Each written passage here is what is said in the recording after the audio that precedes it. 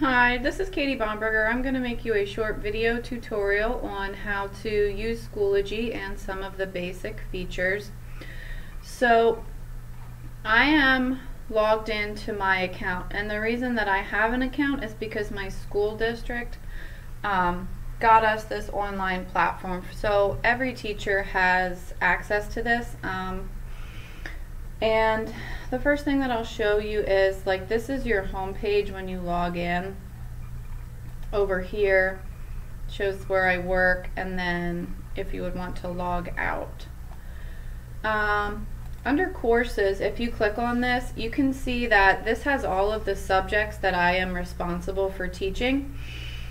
So everything is listed under there, and any time that I would like to add something to one of these courses, I can click on that.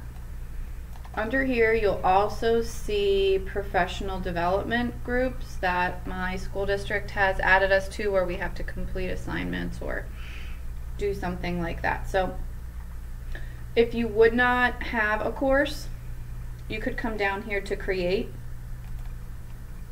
and then it tells you what you need to do to create that course. Like if you were just signing up for your own account, and you could go in here and create your own course, and you could add more than one section. Like if you're a high school English teacher and you have 4 sections, you could add numerous sections.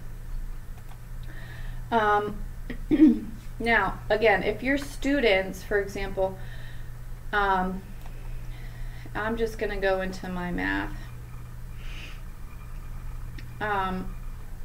My students are already members of my class, so if I click on members, my students' names are added there. However, if they would not be, over on the left hand side there's an access code that you can give your students, and that's how they join your class, kind of like they do for some of the other online things we use.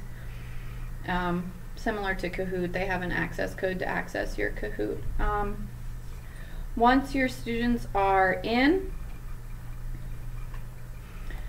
I'm just going to go back to materials, and under materials is where you're going to do most of your work for the class. And it kind of you can end up looking like a Facebook feed, but here's where you can add tests or quizzes. And if you just want to type in math quiz, you give it a due date, category, you can choose graded, quiz, ungraded,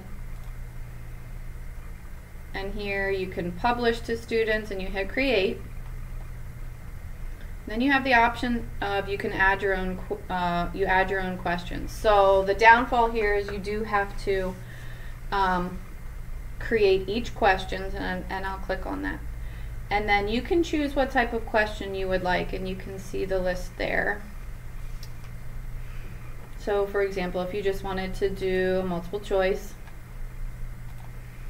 you type your question up here, and you give your answer choice, and then for the correct answer, you click on that.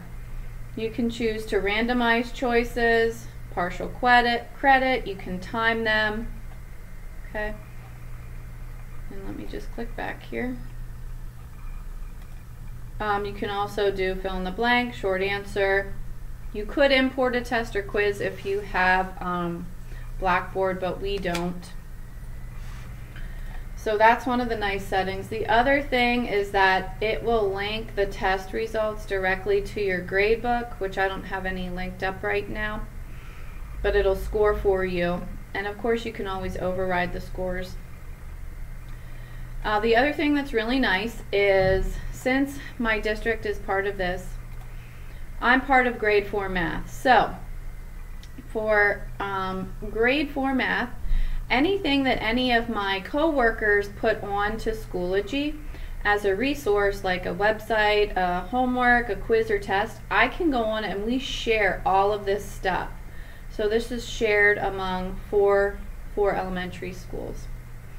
I know that was a really quick overview of Schoology, but I tried to show you the things that I use the most.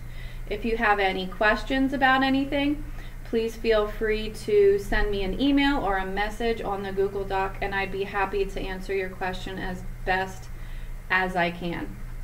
Another quick thing is you can save resources. So if you create a quiz, you can save it into your personal resources, and you only have to create it once. So if I create a grade 4 reading quiz, I save it to my resources and it will be there year after year.